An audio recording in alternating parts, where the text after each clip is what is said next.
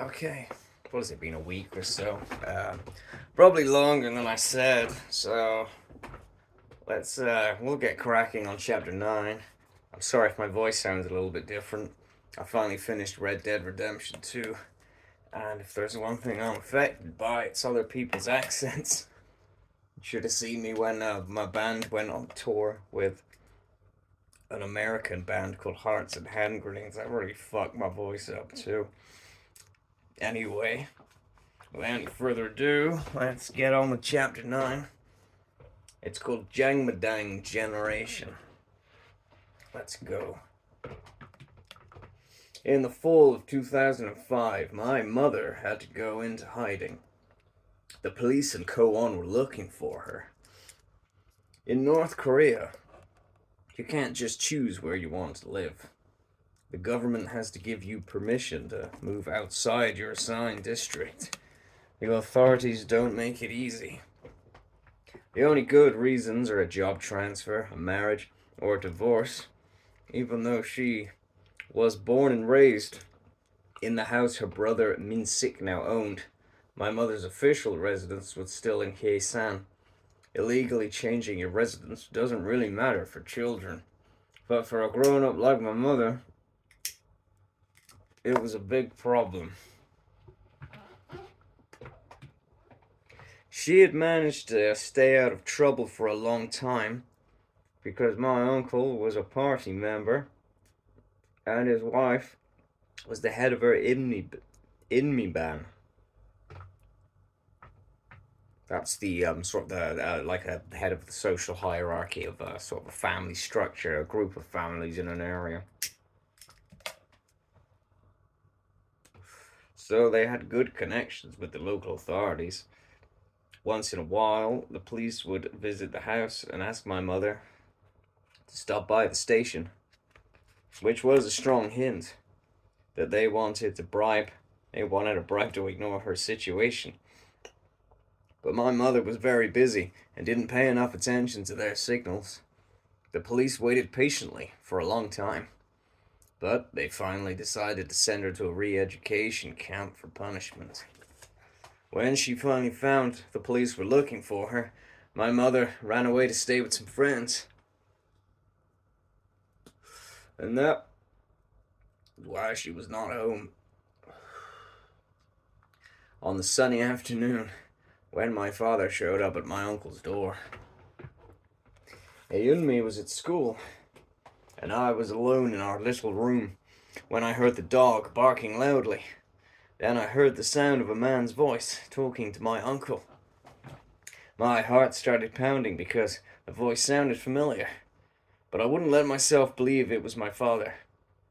He had been in prison for almost 3 years, and I never expected to see him again. Then I heard my uncle calling, Yeomiya, Yeomiya, your father is here. I came running into the main house, and there was a stranger sitting with my uncle. Abuji, I whispered. Father? I hadn't allowed myself to speak that word for a long time, and it felt strange on my tongue. I took a closer look, and it really was my father, but he was extremely skinny, and they had shaved off all of his hair in prison. I always thought he was the biggest man in the world, my hero who could do everything, but now he seemed so tiny. Worse still. His voice was so fearful and quiet, I could hardly recognize it. I stood in front of him as he touched my face and hair, like a blind person reading a book, saying, Is this really Yeonmi? Is this really Yeonmi? He didn't cry. He just looked at me.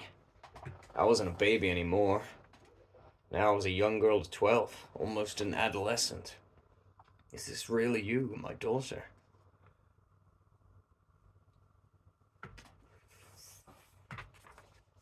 I wanted to jump into his arms and hug him. But I was living under my uncle's roof, and I was afraid to show him how happy I was to see my father. My uncle, once my father's good friend, hated my father now. He often said terrible things about him. He blamed my father for being irresponsible and getting arrested, leaving others with the burden of his wife and children. I was so sad that people who had been so respectful of my father when he was wealthy and powerful now treated him so badly. After a while, I couldn't stop myself, and I threw my arms around my father and held on tight, afraid to ever let him go again. After my father was arrested, I'd stopped acting like a child. Now that he was back, I spent every moment I could snuggled into his lap, just like when I was a baby. And I wanted to do those same things I did when I was little.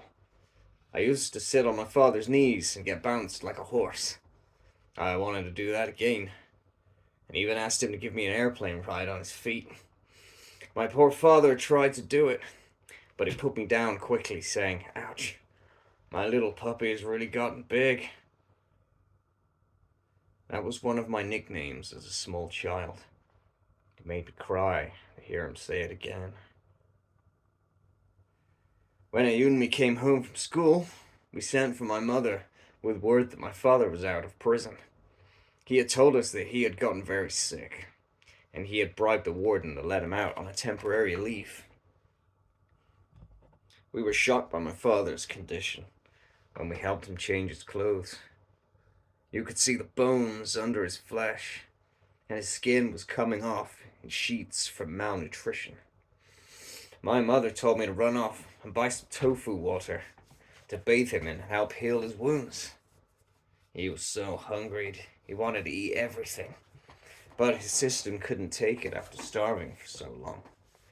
So, he had to control himself, make sure he only ate a little rice at a time, or he would get very sick. When he was well enough to talk, he told her what had happened. The warden knew my father was in prison for a big financial crime, and my father convinced him that he had hidden away some money with a woman in Hyesan. If the warden would let my father out for sick leave, he promised he would give him 1 million in North Korean won. That was a huge bribe, enough to buy a fine house. Warden was greedy enough to believe him, but my father never intended to pay him, even if he had the money. He figured that once he got out of prison for medical reasons, they couldn't suddenly drag him back without exposing their own corruption. It might be possible, after a while, for them to say my father had recovered enough to return to prison, but he would worry about that some other time. My father persuaded the warden to allow him to visit his family in Koan before traveling to Hyesan. There,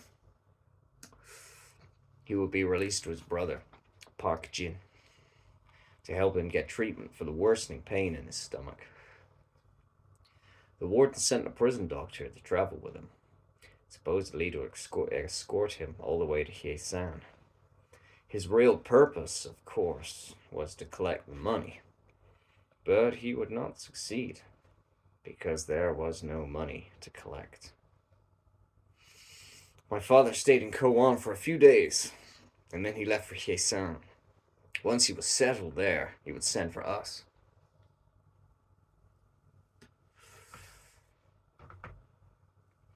My mother, meanwhile, decided to turn herself in at the police. I was sentenced to a month of re-education at something called the Workers' Training Corps, which was like a mobile slave labor camp. The prisoners slept together in a lice-infested room and were sent out during the day to build bridges and work on other heavy construction projects. It's a lot like the gulags in Soviet Russia between 1918 and 1956, I think. There were only a few women in my mother's unit, but the guards made them work as hard as the men. If anyone was too slow, the whole group would be forced to run around the camp at night without any sleep as punishment. To make sure that didn't happen, the prisoners would beat one another if someone wasn't working fast enough. The prison guards didn't have to do a thing. and the pace was so grueling that some prisoners were near death after a few weeks in the camps. When my mother started her sentence, it was nearing the end of autumn, and she suffered in the cold with a thin jacket and no gloves. Sometimes the construction sites were far away, but when my mother was closer to Kowan, my sister and I visited her in the field. The first time we went, my sister and I woke up at 5 o'clock in the morning to cook for her. We knew the prisoners were never given enough to eat. I cooked a small pumpkin and mixed it with rice and corn, sliced in some radishes, cured them with salt. Salted radishes are the poor person's kimchi. Couldn't afford the necessary ingredients to make the spicy sauce for the traditional pickled cabbage.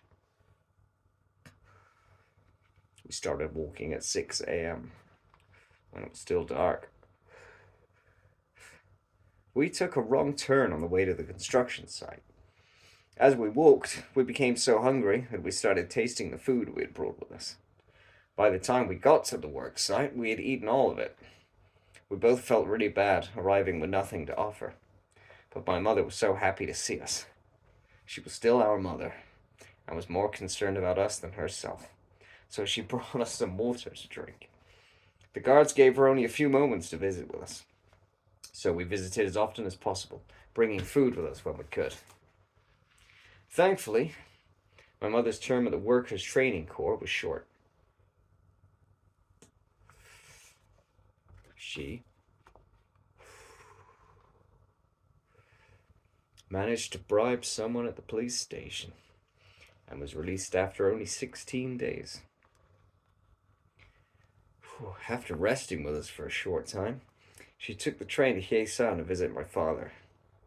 She knew the police would hound her as long as her residence was in Hyesan, and the only way to change it while she was alive was to divorce my father. They still loved each other, but they secretly agreed that a divorce was the only practical situation. If he had to go back to prison, Kowan would be a cheaper place for the family to live, because it was warmer and cheaper than Hyesan. So they acted quickly, and the divorce was recorded in April 2006. Meanwhile, a friend of my father's gave him a place to live rent-free until he could pay him back. He had his plans to revive his business with my mother's help, at least for now. He wanted us to move back with Hyesan to be with him. In May, I took the train north by myself to live with my father. Ayunmi and my mother joined us a few months later, and we were finally together again. My father's apartment was on the top floor of an 8-story building in the suburb of Guyeon, a few miles east of our old neighborhood in Hyesan. The apartment overlooked the Yalu River, and you could see China from the window. There were 3 rooms, which we shared with 2 other families. The walls were thin, so we had to speak very softly, or everybody could hear our business. Because there was no elevator in the building, we had to walk up 8 flights in a dark stairwell to get to the apartment. That's why in North Korea, the lower apartments are more desirable. The less money you have, the higher up you live. My father was receiving medical treatment for his stomach problems. But once again, none of the doctors could find out what was wrong with him. He was in a real dilemma, because he was too sick to work. And if he got healthy again, they would send him back to prison. Instead, he lived in a kind of limbo. His ID cards had been destroyed when he went to prison. The only human beings can have ID. And he was considered subhuman. Without the card, you can't go anywhere. So it made him impossible to travel around, buying metal to sell to smugglers. Besides, he constantly had to check in with the police, who were keeping a close eye on him. So he stayed home and cared for me and my sister while my mother took over the business. The same man who offered my father the apartment was willing to invest some startup money in a business venture my mother proposed. She and the man's sons traveled to a place near Songnam-ri to buy silver, and then came back to Kyesan and sold it to smugglers. My parents made a small profit from these deals, but we were still very poor. Often our only food was black frozen potatoes, which made my father even sicker. I had missed Kyesan so much after we moved away. I couldn't wait to see all my friends again. Young Ja had grown so big and tall, at least for a North Korean. She had always been a strong girl, but now she was taking Taekwondo lessons that made her even tougher. It made me feel safe to spend time with her, because so much of Hyesan had changed in the 3 years I'd been away. The city seemed much livelier and more prosperous now, because of the legal and illegal trade with China, and the young people looked and acted so different. Older girls straightened their wavy hair with a cream called Magic that was smuggled across the border. Some were even dyeing their hair and wearing jeans, which was illegal. Jeans were symbols of American decadence, and if the police caught you wearing them, they would take scissors and cut them up. Then you could be sentenced to a day of re-education or a week of extra work. But it didn't stop the teenagers from trying new things. Young Ja explained to me that all the teenagers were now dating, which was really just the boys and girls hanging out together. But it seemed incredibly strange to me.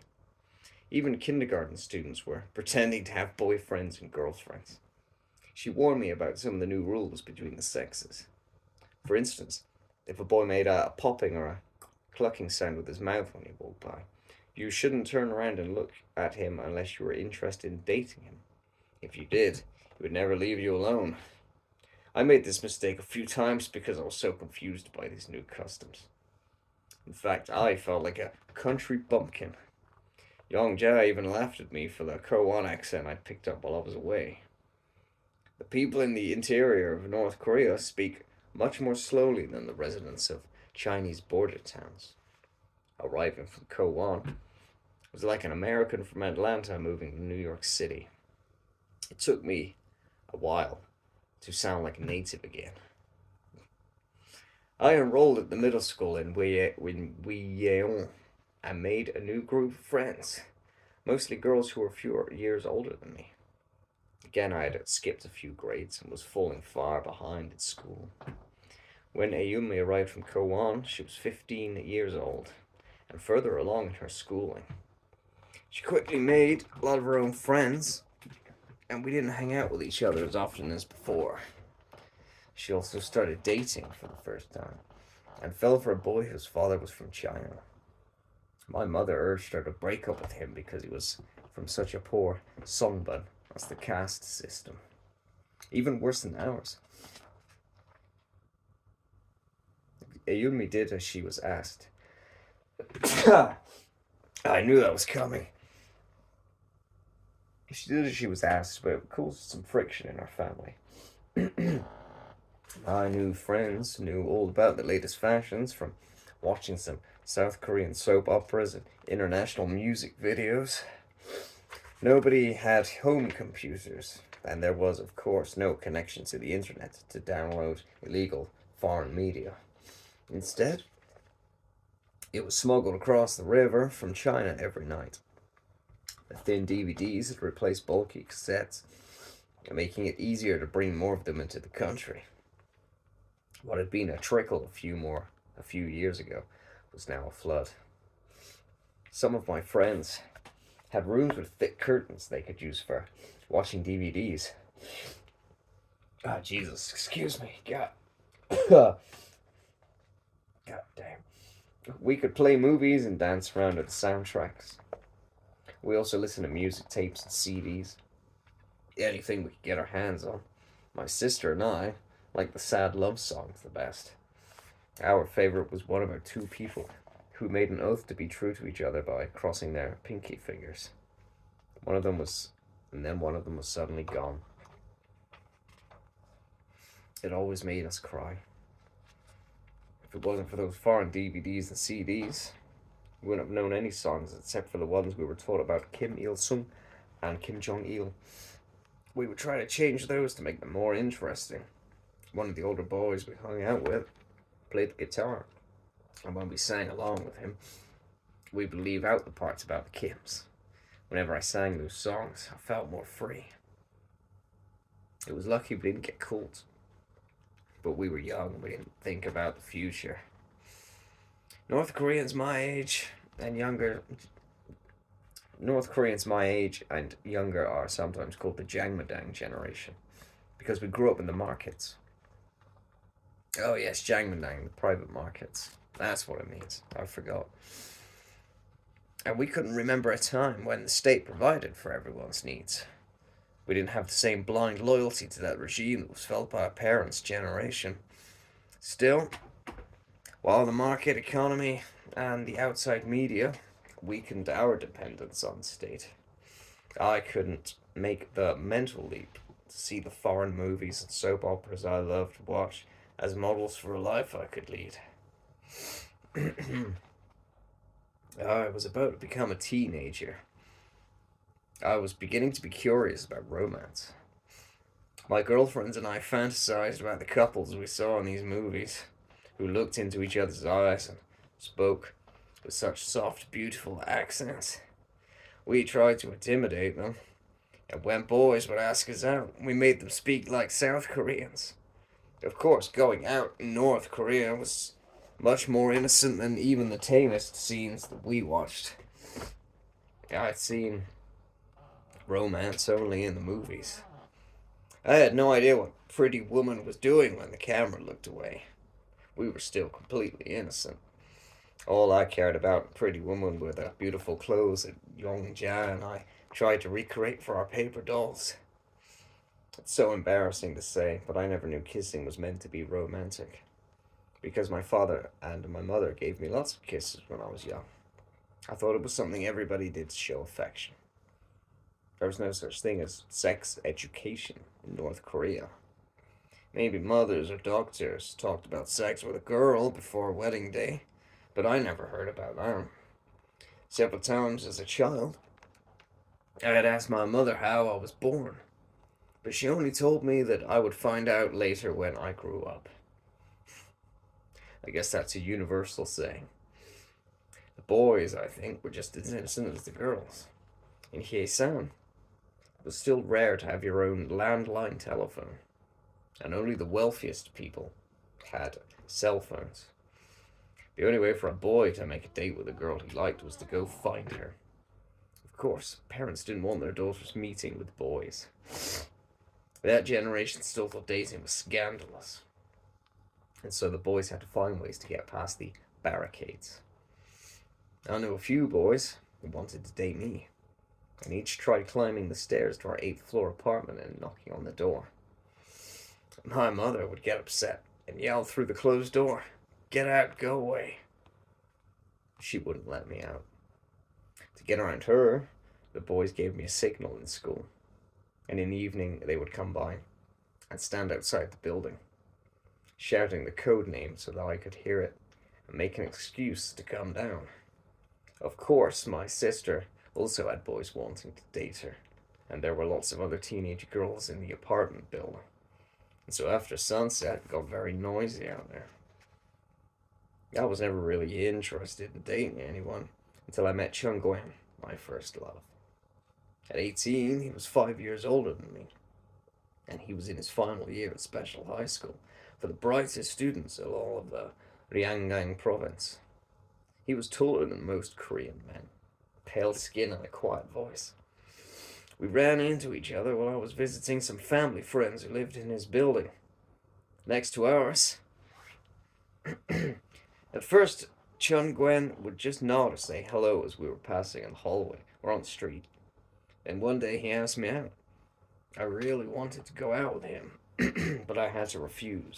I knew that our story would only have a sad ending. Because my family was new in that part of town, Chung Gwen didn't know that I was the daughter of a criminal. He came from a very wealthy and powerful family. His father had studied abroad and earned a PhD, and was now a distinguished professor of agriculture at the university. His mother was a very important political person with a high rank in the Workers' Party. If his parents were to find out that we were together, he'd be in big trouble. And if he were to get serious about me or marry me, it would destroy his life. John Gwen would never be able to join the Workers' Party, never get to study at the best universities, or have a distinguished career. I would be like a wound, a burden to drag him down, and so I kept telling him no. But he was persistent. So one day I agreed to come up to a party at his apartment while his parents were out. It was an innocent thing. There were lots of older boys and girls from his school. I was the youngest, definitely the poorest guest. Suddenly I became very aware of my shabby second-hand clothes and the holes in my pants. In Korea, we take off our shoes before we enter someone's home, so everyone could see how many times I had mended my ugly socks. It was humiliating to see myself among all these rich kids. Chung Gwen's apartment seemed huge, the same size as ours, but for only one family instead of three. I was astonished to see the orange peels and eggshells in the garbage. Eggs were such rare delicacies in my family. We ate them for only New Year's and special occasions, and oranges were such a luxury. I'd never eaten a whole one in my life. Just a small piece when my father brought one home when we were wealthy. Throwing out the peel was such a waste. I tried to pretend that I belonged there, and that I understood what everybody was talking about. John Gwen was trying to explain how he used a computer in school. I nodded politely and smiled, even though I'd never seen one. Ordinary schools in North Korea did not have such things. I was so embarrassed that I got upset with Chung Gwen for no reason and I left early. I ran all the way home. I thought that was the end of it. But Chung Gwen was very patient and forgiving. Whenever I saw him, I felt a twinge in my chest that was not hunger. So I agreed to see him sometimes, but only if he agreed to keep it a secret.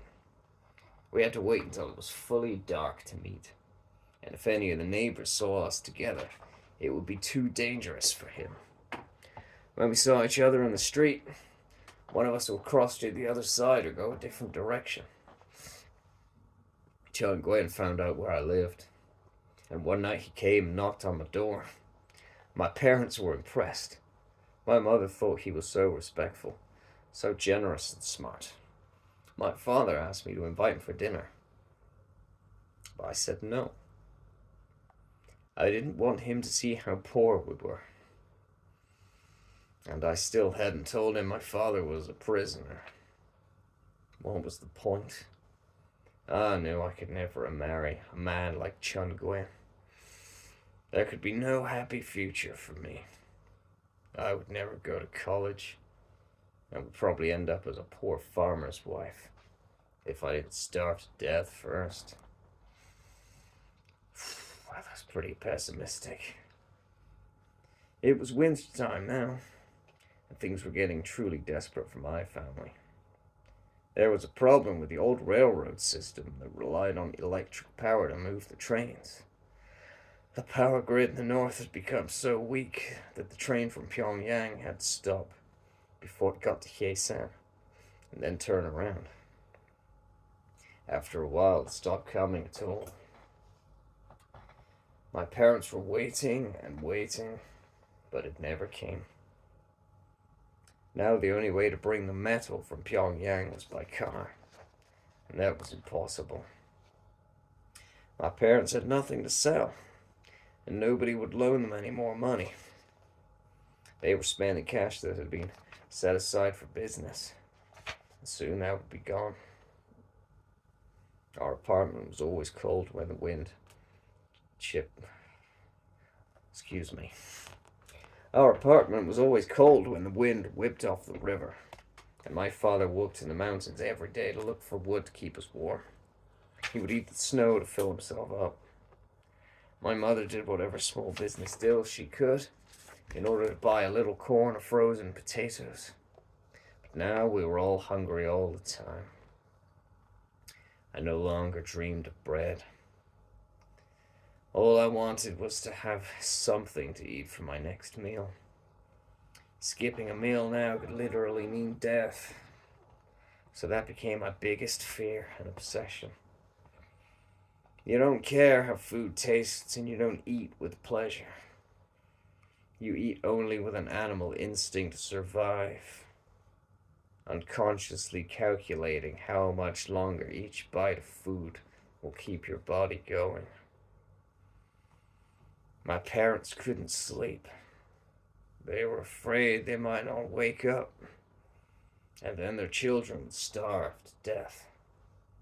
Once again, as they lay awake at night, they wondered what they could do to keep us alive. Well, that's a very depressing ending of a chapter right there. Next time will be chapter 10, and that's called The Lights of China. Okay, thank you.